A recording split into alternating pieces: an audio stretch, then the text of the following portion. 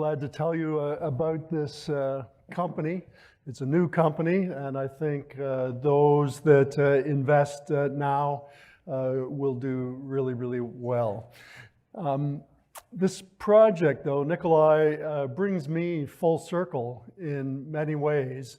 I had my first career as a geologist with Inco, the big nickel mining company that was born in Sudbury, Ontario. And so I, back in the 1990s, was sent by Inco to Alaska to explore this exact site for large, massive sulfide nickel deposits. The targeting team in Sudbury had noted that the general setting of this area was very similar to the Norilsk area in Russia, which is probably the largest accumulation of nickel sulfides on Earth, even bigger than Sudbury. So I went about my business as a young geologist, exploring for 5 years here with a great team, and we found nickel, but it wasn't very high grade, and it wasn't enough to keep Inco interested. By that point, though, I loved Alaska, so I stayed, and I've spent the last 30 years exploring in this state. But I was very pleased to be able to get the mineral rights back and put it into this new company, Alaska Energy Metals. So I don't like to breeze by these too quickly. My group has established a reputation of doing what we say we're going to do and spending money wisely. Things don't always work out in mineral exploration, as you've known, but we do our very, very best. But why nickel and why now?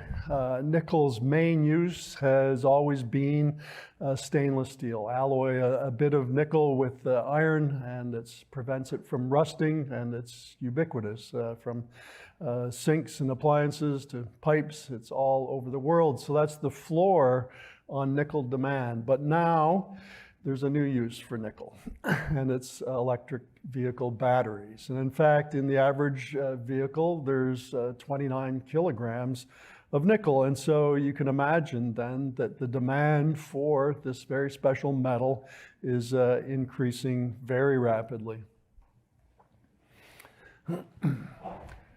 So this is a chart from the United States Department of Energy, a U.S. agency that's very actively encouraging development of electric vehicles, and they predict that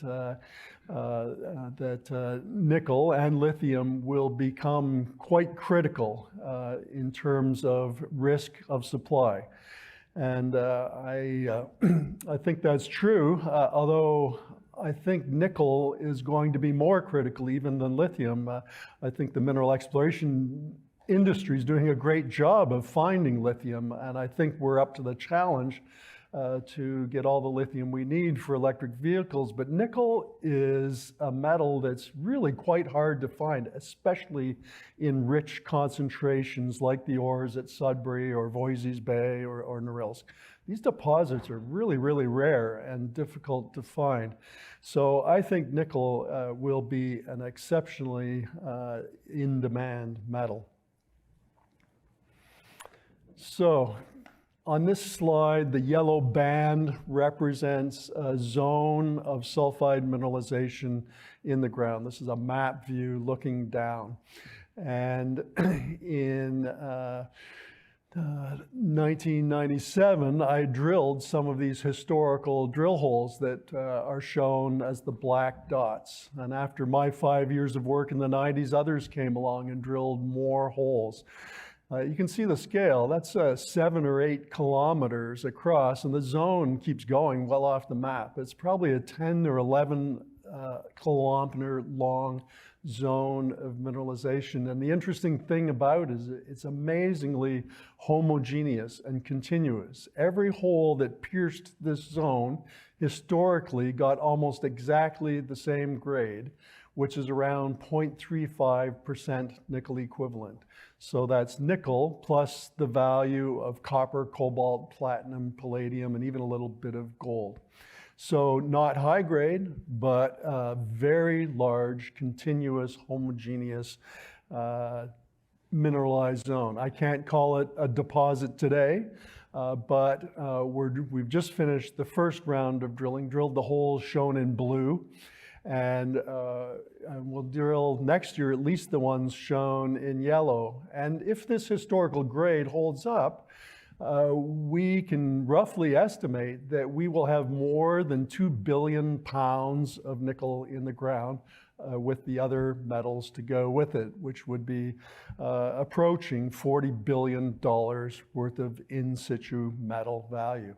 And that size of a deposit then starts to put us with peer companies like Canada Nickel, FPX operating here in BC, Giga, and others. And so our company then should be valued similarly. They measure their market caps in hundreds of millions. Ours is just 25 right now. So I think with just a year or two of work, we should have a much higher value on our company. We know what we're doing. We're a good team. We've been together actually for 15 years as Millrock Resources. When we acquired this project, though, we decided to focus strictly on it and rename the company. We're coupled with a very strong capital markets group here in Vancouver who've assisted us to raise $12.5 million this summer. We're deploying that cash now to drill off the first resource, and we've at this point got just 52 million shares outstanding. Share price jumped a bit on Friday on some news of an additional acquisition of property in Quebec. And so we're trading at 55 cents today. So the project's about a 5-hour drive from my home in Anchorage, Alaska, a couple hours drive south from Fairbanks, in a good location with, despite its northern climate, it's in a good place for mine development. Railway power is all nearby, and it's quite I think, a permittable place as well. No special environmental sensitivities. If you look, the north-south Richardson Highway, a paved highway, the road going across the southern part of the map is a gravel road. 2 blocks of claims, Canwell Block and Eureka. Eureka is where we have the large low-grade mineralization, and you can see the blue line is a gravel road that leads very close and could be upgraded, and soon we'll be able to drive right to the project site. So a cross-section here, vertical slice through the earth. I actually drilled these 2 holes back in 1997.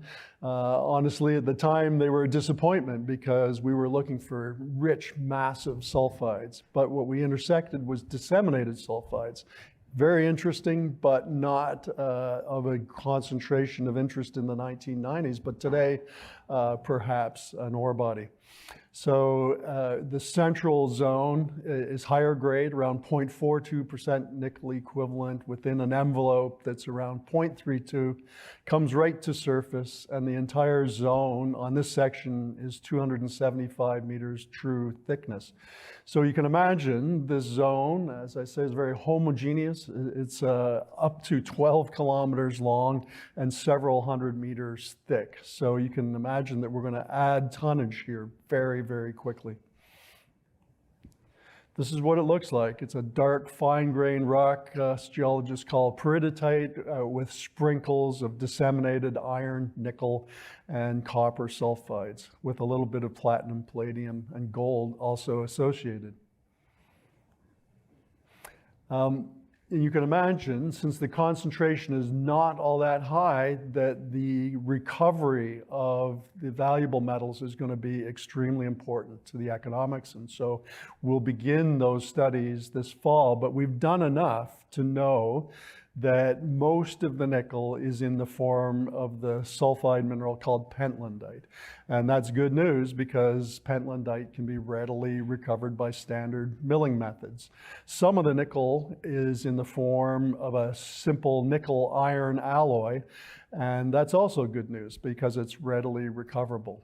Some of the nickel's tied up in the silicate minerals called olivine or serpentine, but not very much. And so that's good news, at least superficially at this point. But there'll be much work for us to do in the coming months. So our strategy is simple. We've drilled these holes shown in blue. We're going to calculate that volume of rock shown in red, and then a tonnage from that. And if the very homogeneous historic grade of 0.35 persists, we'll have more than 1 billion pounds of nickel in an inferred maiden resource, which we would announce by next March. But we've just purchased all the historical data for this project, which was very nicely preserved. And you'll see the red circles there show places where the holes are spaced closely enough that we can immediately calculate 2 separate resources that themselves will likely contain around 1 billion pounds of nickel. And so we hopefully can publish this by late October and then update the resource in March of this year. So there's some serious catalysts here to increase our share price between assay results that'll come out through the fall and 2 resource calculations. And again, if we do the same thing next year, we'll join those 2 resources up and we'll have several billion pounds of nickel in the ground. And so this to compare us then to other companies that are evaluating and developing similar projects like Canada Nickel, who I draw a close analogy to. So the green bar is the total contained metal in the deposit. Blue is nickel only. And so you'll see after just a little bit of drilling, we'll be up with our peers who measure their net their market capitalization in hundreds of millions. Canada Nickel is around 165 million right now.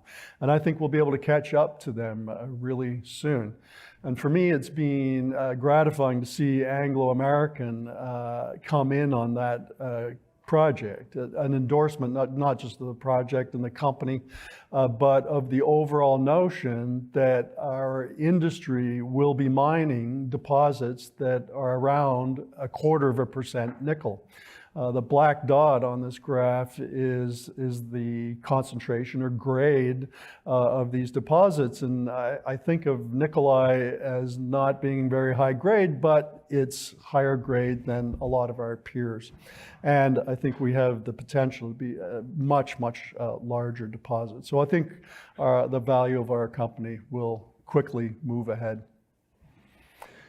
And so there's a saying that grade is king. And so here I am telling you about this great big low grade deposit, but certainly there's still the exploration potential to find massive sulfide deposits like Norilsk. And this area really is like Norilsk in a lot of ways geologically, and there's signs of massive sulfide at surface with absolutely exceptional grade.